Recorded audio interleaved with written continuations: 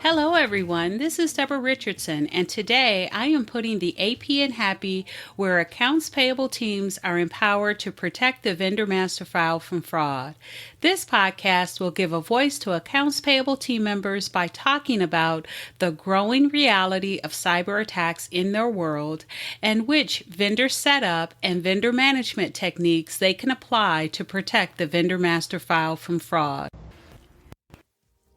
Visit the Vendor Process Training Center to enroll in your choice of 55 plus training sessions that will help you and your team avoid fraud, compliance fines, and bad vendor data. Or just sign up to get access to vendor process FAQs and to attend weekly drop-in live Q&A sessions. Visit training.deborahrrichardson.com today. The link will be in the show notes. Are you starting to clean your vendor master file in preparation for distributing and filing 1099s and 1042s? Well, I have some tools and resources that may help you validate your vendor data, find some missing vendor data, and identify duplicates. So, keep listening.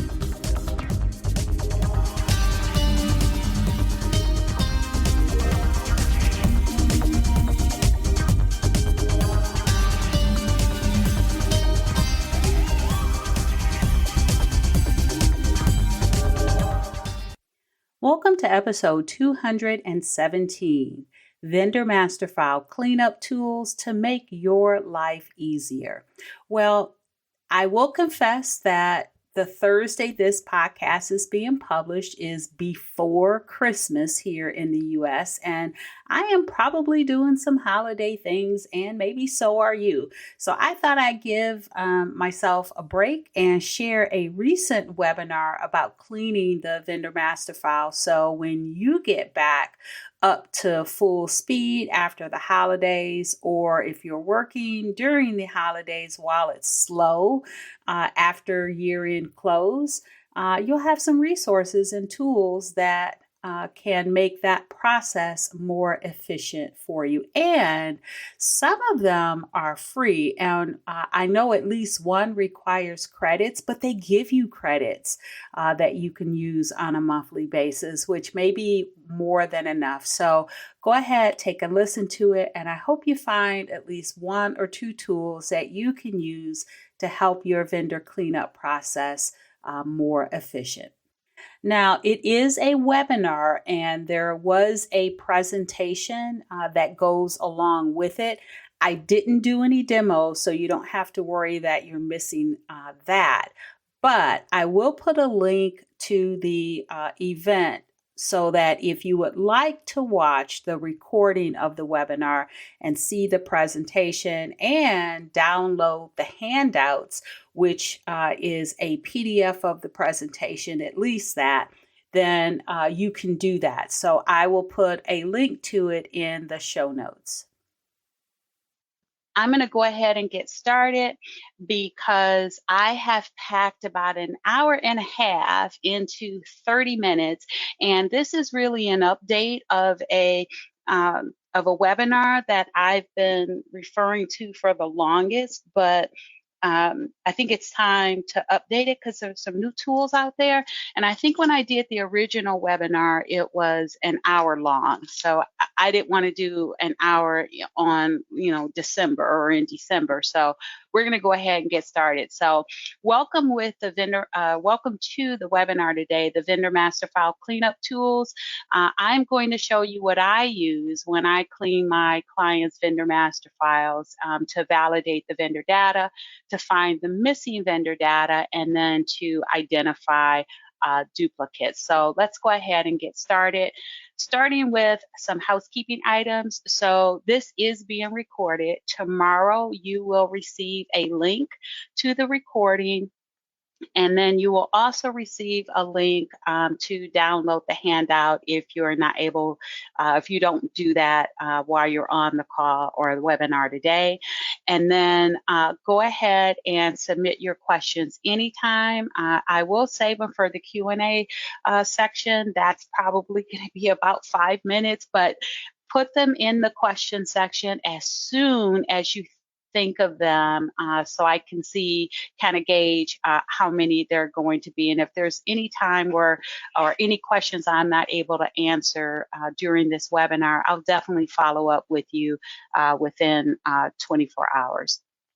All right, and then make sure you download the handout. I actually have two. I have a PDF of this presentation, and then I also have a PDF of the training schedule that I have for my Vendor Process Training Center for 2023. So if you like these types of webinars and you want to have more in the form of training on vendor setup and maintenance, make sure you take a look at that. And if you sign up for a free account on that platform, you can join any weekly Q&A session. I have them every Friday from 2 to 5. And then you can also take advantage of a free authentication course that comes with the free sign up. So make sure you do that if you're interested. All right, and a little bit about me. My name is Deborah R. Richardson. You might have heard of me by my saying, putting the AP in happy. And I have a podcast of the same name. Today I uploaded or published episode number 215. So who knew there would be a lot to say about vendors, but there is. And as a previous AP senior manager, I managed a team of 17, processing over 2,000 vendor requests per month. We had 140,000 active vendors across 7 different ERPs. And as you can imagine, that's a lot of 1099s and 1042s. We distributed 24,000 to 30,000 every year. The 1099s, less of the 1042s, but that's still a lot going out, right? And so we needed to make sure that that legal name tax ID combination was correct, so we didn't get fees. We didn't get the CP 2100 notices, and we definitely didn't want to trigger, the B notice process, right? And we also wanted to make sure those addresses were correct, because we didn't want to send half of them out or send them all out and half of them come back. And so this is December, right? It's kind of prime time for cleaning your vendor master file and then using tools to find, to validate the data, to find that missing data, and then to review duplicates. But it's not just for tax season, right? Year round, you want to make sure your data remains accurate and that you collect any missing information. And I know some of you on the line are in that area or in that scenario when you inherited a vendor master file and you don't quite know what you got. So you go to cleaning that, and you may have things you need to clean up, duplicates you need to review, information you need to validate. So let's go ahead and get started. So here's the agenda. We've got 3 different areas. I am first going to talk about validating vendor information, and then finding missing information, because when you validate it, it's going to come back. Some are going to be successful, some are not. Some of the reasons it's going to be unsuccessful is because the missing information, or the information is missing. And then also we will then talk about finding and resolving duplicates. And again, as you have those questions, go ahead and throw them in the question section, and I'll try to review as many of them as I can before the end of the webinar. All right, so we're going to go through these. The first one is validate vendor information. And what I mean by go through these, I'm going to just go through each slide, and each slide really is a different resource. So let's get started. So here's the first one. Many of you may already have heard about them, and it is 10-check. I use 10-check all the time to do the 10 IRS 10 match and the watch list. Now, I only say the 10 match and the watch list because, yes, it does have the USPS address standardization, but you don't get that when you do the bulk upload. And usually when you are cleaning your vendor master file, you want to do that bulk upload. And the thing that stands 10check apart from like doing the bulk upload to do the legal name tax ID combination, IRS 10 match with the IRS in their free version is with 10check, you also get the watch list at the same time. So you'll get the 10 match and the watch list with that one bulk upload. Yes, it does cost. It's $185 for the first 850, and then they charge you on 850 records, and then they charge you on a tiered basis after that. But they don't, if you have 10check.com and you don't see that bulk option, that's because it doesn't come automatically. You have to contact them, and then they will give you that menu option, and at that time they'll give you the most recent rates. But those are the rates that I just paid, and I just completed one last week. So for each of these, just like this one, I will give you the link, and on the PDF handout, these links are clickable links, so you can click straight through. But again, with the 10 check, you'll get the IRS 10 match. It'll also check the IRS exempt organizations for you too. It'll have watch lists, and I say 24 plus, but it's technically 44 different watch lists, or 42 different watch lists that they have.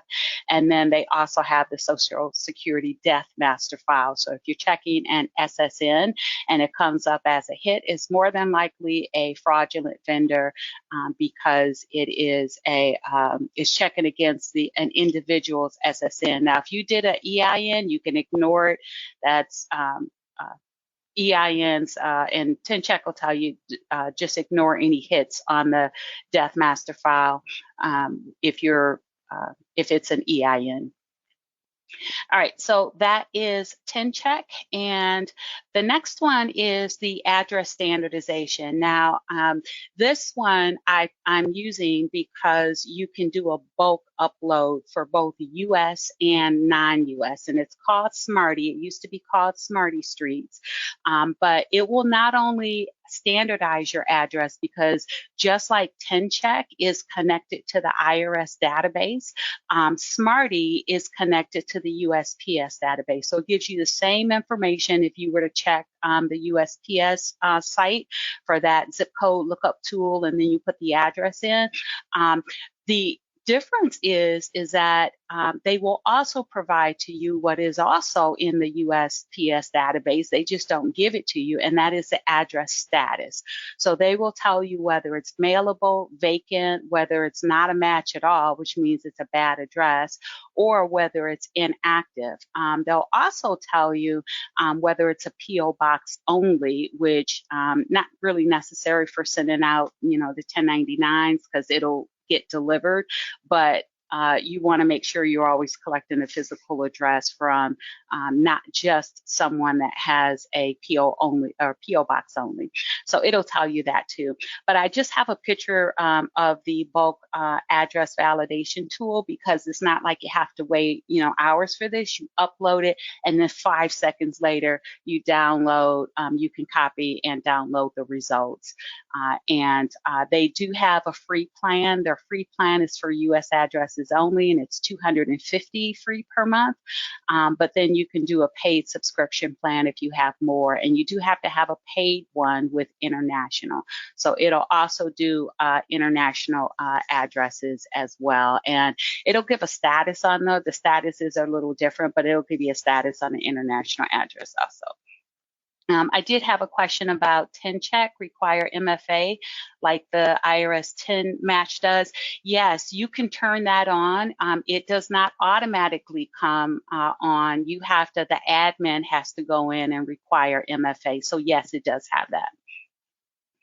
All right, the next one is bank branch details, and don't sleep on the bank branch details. So one, I know it has nothing to do with 1099s, but the bank branch details, banks are acquired and merged all the time, and you want to make sure that you have the updated information in your vendor master file, because if you have an old routing number, your bank or the beneficiary bank may change it for a few times, but then they get tired of you sending that same old number in the pay file, and they may report you to NACHO. So you want to make sure you're always, when you're doing your vendor master file cleanup, that you are verifying your bank branch details. And so US is with the Federal Reserve.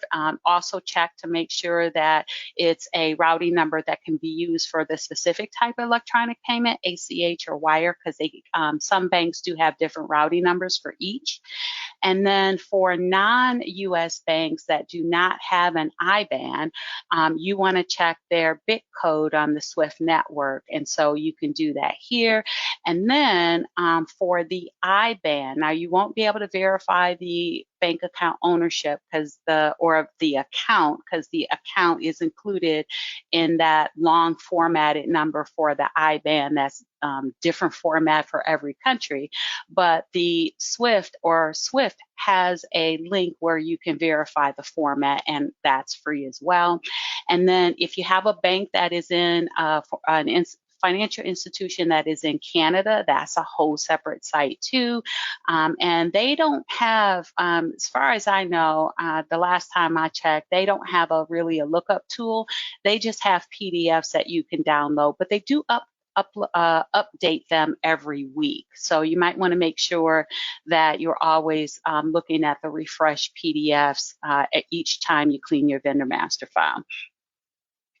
All right, and then bank account ownership. For those of you that want to do that, here are some options for you. And so everyone kind of knows about early warning, or maybe you don't. So here's early warning.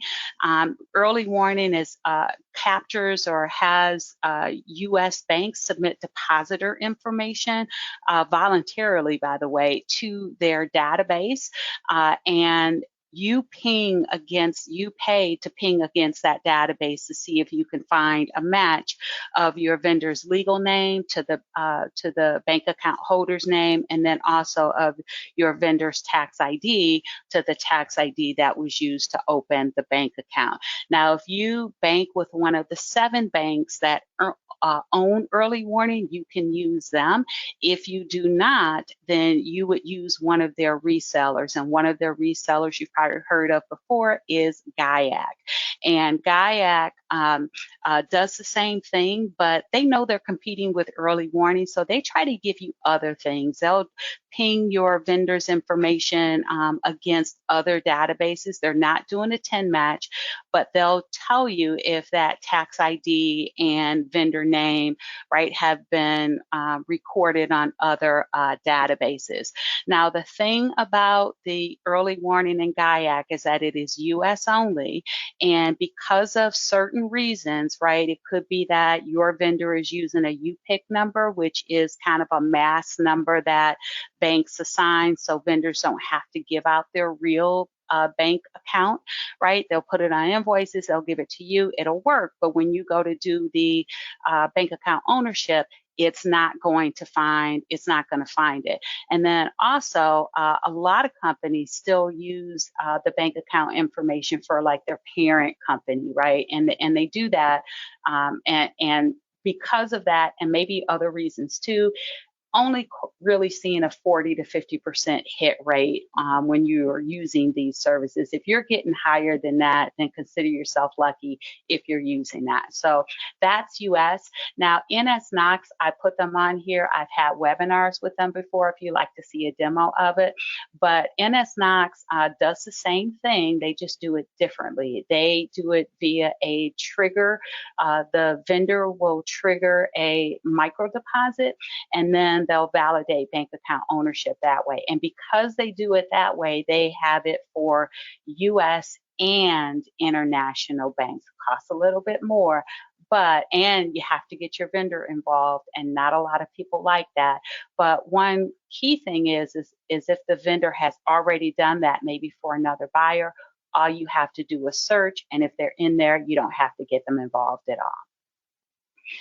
All right, so that's bank account ownership. And then let's talk about finding some missing information. Actually, we did, we did validating tax ID, address, bank branch information, and then bank account ownership. So let's talk about finding some missing information. So if you're looking for tax IDs, if it's a public company, always check the SEC EDGAR database. You can search for the company name, and then once you find that company name, then you can, it typically will have the tax ID. You do have to check the document though. Usually I check for something that has a number and like a K, like 10K, because I don't have it on there. Sometimes you have some random documents that won't have it like at the top, but click the correct document, 10K, something like that, and it'll come up and you will see it. If you want to test it, do that. Just use Microsoft and you'll see that it will come up. Okay? And they will also have their addresses on some of those forms as well. And then if you are looking for a healthcare company, the EIN for a healthcare company, you can check HIPAA space. And I didn't say it, but everything I talked about, or the SEC for EDGAR is free, and then HIPAA space is free. But if you're looking for an EIN for a healthcare number, healthcare company, you can check HIPAA space. You can find the business and the mailing address. It is free, but they do have some paid options. I have never had to pay. I just search for the healthcare company, find it or not find it, and then just kind of keep on going. I've never had to pay for that. All right. Now, the next one is if you are looking for companies from government records, you can check EIN Finder. They have, they claim they have 8.5 million EINs, and that you can also find the next number, NAICS, that next code. You can also do a reverse lookup. So if you have the tax ID or the EIN, and you put that in, it'll pop up the company for you. Now, this one is subscription based. You can do a single lookup tool, or you can submit a file. I will tell you that my experience with this is that I usually get a 40% hit rate of finding the actual EINs. But for all of these, whenever you find a tax ID from whatever site that I just talked about, or any other site you might find, make sure you do the IRS 10 match to make sure it's up to date and correct. All right, and I think this is the last one I have for a tax ID. So this one is Melissa Data. Now, Melissa Data is one that'll give you the creeps, because if you go on their lookup, you'll see all of this information that they claim to have on businesses and, you know, personal information too. And so that's a little creepy that they have that out there. But you can use it, right, to find some missing data. So I use it the most to find EINs for nonprofit organizations.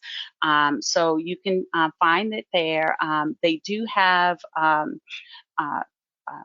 they work on credits, and each like lookup is 1 credit, 5 credits, 2 credits, 3 credits. But if you sign up, they give you 1,000 credits free. And then so you'll have something that you can, some credits that you can use. But again, you can do a separate lookup tool for single lookup tool for 1-by-1 lookup, or you can do a batch upload.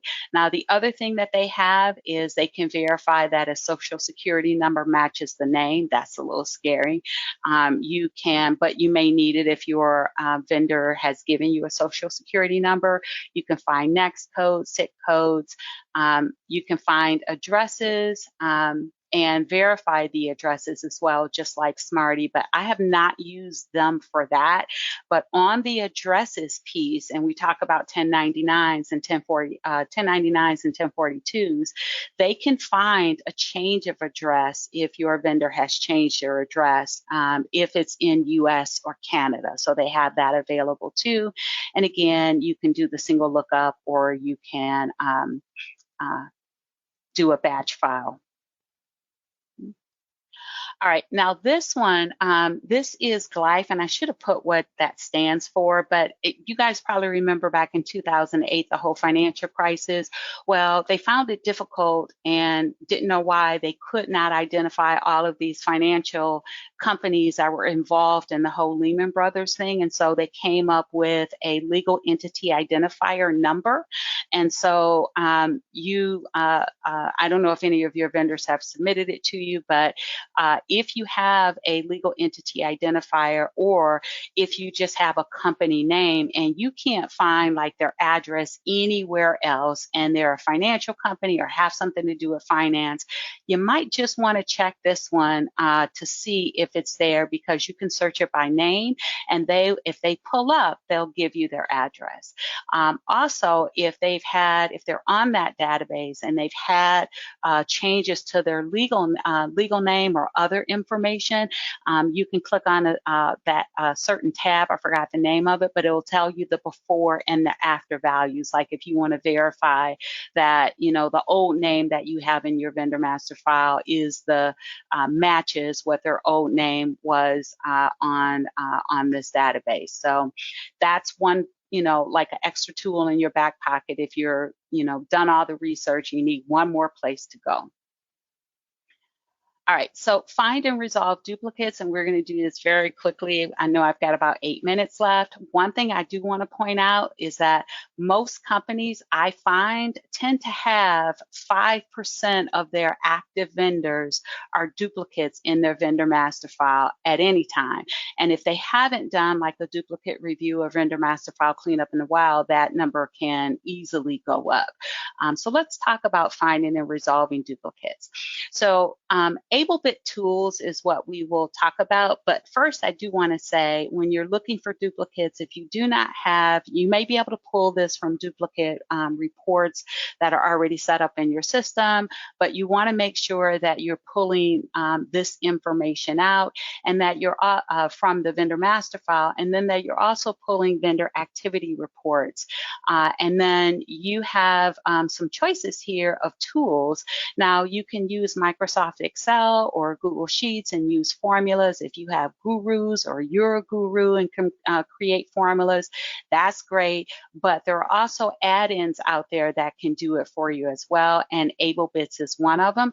AbleBits can be used with Microsoft Excel or Google Sheets, and it actually is a very powerful tool, but I use the find duplicates and fuzzy match, and I do that based on tax ID, legal name, and address, and depending on the ERP, I'll do it by site as well. And so I'll just give you a really quick demo here. It's not a demo, it's just, I'll just show you what it can do. And so looking at this list, right, of, let's say you downloaded a list from your vendor master file, and so you put these in the legal name and sort and alpha sort order, because you're going to check to see if you have duplicates. Well, you don't have any duplicates because they didn't line up. And so you're going to think, okay, well, let me do a fuzzy match, right? Looking at this, you don't have any duplicate vendors, but if you do a fuzzy match using the AbleBits tools, use the duplicate remover, you go to find fuzzy duplicates, you tell it what column it's in, you can identify a max number of characters, and then it calls it searching for typos. That can be it as well. But then it will identify the results, and it'll tell you what fields that you could possibly have duplicates in. And as you can see here, someone entered in the parts store, but then the other person entered in parts store. And so that's never going to line up. You probably never find that. And so that's a good way to find duplicate vendors. Okay. And then let's take a look at the tax ID, and just let's look at finding duplicates. Again, duplicate remover. Now you're going to look at duplicate and first occurrences. You're going to tell them what column to look at, and then you can have them highlighted with whatever color, and then you want to click finish, and then that will identify the duplicate by tax ID. Of course, it's the same vendor because that vendor was put in twice. Now, the other thing I do want to say is that if for some reason you can't find the missing information, the vendor's data did not validate, so it wasn't successful. You may need to reach out to the vendor, or even if you've got duplicates, but you can't really tell if they're a duplicate, right? There's something kind of off, and maybe they changed their name, maybe they're required, not really sure. You can reach out to the vendor. You may need to reach out to the vendor, and ask them for some information, ask them for their vendor to update their information on your vendor forms, and then revalidate that information when received. So I did put a screenshot here of a template. Just make sure that you give them a deadline date, because otherwise, this is really probably the longest part of the whole cleanup process, is going back and forth with the vendor and waiting for them to give you updated forms. But you may have to do that if you can't find data and the data just that you have just doesn't validate. And you may want to do that anyway, right? If you find a new tax ID, just contact them to get an updated W-9 with that tax ID on it, even if you've identified it as correct with the IRS 10 match. And then here is just a 4-step process, right, to go over resolving duplicates. You want to identify them. You want to, when you do find duplicate vendors, you want to review activity to determine the surviving vendor. And keep in mind, you may have certain attributes that may require a duplicate vendor, and you want to make sure that that you validate that as well. Maybe you have to set up a separate vendor every time you have a different payment method or payment terms. So review the activity, review to make sure they are actually duplicates, and if they are, review the invoice activity, the PO activity, the payment activity, even the vendor record activity, to determine who should be the surviving vendor. But make sure you keep in mind, take into account any of the update feeds, the integration tools that might have to be updated as well. And I will tell you, nobody likes that. And then lastly, inactivate all except the surviving vendor. Now, there are a couple minutes left here. I do have a sheet or slide with how to connect with me. And then I talked before about setting up that free account. Here's a sheet in there for that. And then if you absolutely do not want to do the part of cleaning up your vendor master file, or it's too late, you got too much to do, it's year end, you can reach out to me for a quote. All right, so we've got a couple minutes here and I don't know why I have Ines Knox on here, but I do a lot of webinars with them. But if anyone has any questions, make sure you throw it in the question section, or you can always email me and I'll have all that information in the follow-up email tomorrow that will have a link to the recording. Okay. Does anyone have any other questions? So Joe, I already answered that one about 10 check and the MFA. Someone did ask a question about the DUNS number, a global place to check. I usually don't check that anymore because I used to check it on sam.gov, but sam.gov, was it early this year or last year, they switched from using the DUNS number as their unique identifier to their own unique identifier. And now for the DUNS number, you just have to go on dnb.com and search it one by one. So if anyone has a resource for that, make sure that you email me and I'll share that out with anyone. But that's the only one that I couldn't answer. How often do you recommend getting the W-9? You collect the W-9 at vendor setup, you collect the W-9 at vendor update, and you do not collect it again unless you think there are changes or you do validations and it's unsuccessful. Don't collect that every year. It's just, especially if you're collecting it by email, it's just putting that sensitive data in email, and you don't need it. All you really need to do is do the 10 match, and then those vendors that do not pass the 10 match, then contact the vendor and collect the W-9s from only those vendors. It's no need to have that big collection process that's very manual and puts sensitive information in email. I hope that answered your question, Joe. So thanks, everyone. I hope you enjoyed the 217th episode of the Putting the AP in Happy podcast, where accounts payable teams are empowered to protect the vendor master file from fraud. Don't forget to check the show notes for the links mentioned in the podcast. And if you enjoyed this episode, consider subscribing and writing a review of my podcast on the platform that you use to listen. Stay happy.